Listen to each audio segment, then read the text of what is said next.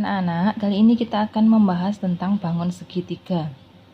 Kalian perhatikan gambar di bawah ini adalah bangun persegi panjang. Apabila bangun persegi panjang ini dipotong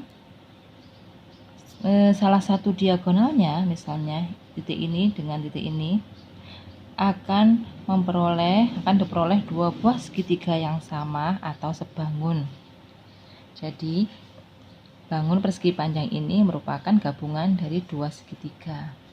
Kita perhatikan baliknya. Nah, ini ya. Jadi kalau bangun persegi panjang tadi Bu Guru gunting jadi dua, akan menjadi dua bangun segitiga. Sekarang perhatikan di bawahnya. Perhatikan bangun yang pertama dan kedua. Disebut apakah kedua bangun di atas? Ini namanya bangun apa?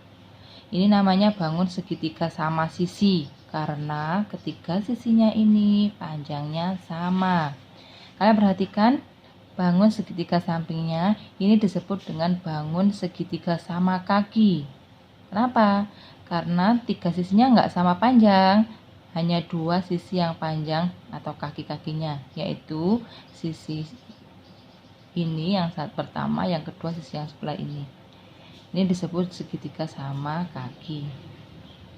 Kemudian kalian lihat keliling segitiga. Cara mencari keliling segitiga itu sama halnya mencari keliling pada persegi dan persegi panjang. Perhatikan gambar di bawah ini. Bangun yang pertama atau yang ini ya, I1 ini ya. Ini disebut bangun segitiga siku-siku ya, segitiga siku-siku. Nah, ini untuk siku-siku ya, disebut segitiga siku-siku. Yang kedua disebut segitiga sama sisi. Yang ketiga disebut segitiga sama kaki. Coba perhatikan, berdasarkan gambar di atas, tentukan keliling masing-masing segitiga.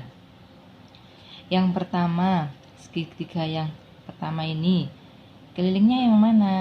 Kalian bisa tulis, yaitu panjang sisi A, kemudian ditambah dengan panjang sisi B, ditambah dengan panjang sisi C.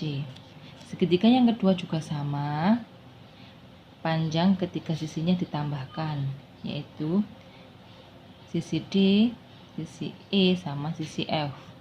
Yang ketiga juga sama, cara mencari kelilingnya, tambahkan ketiga sisinya, yaitu sisi G sama H sama I.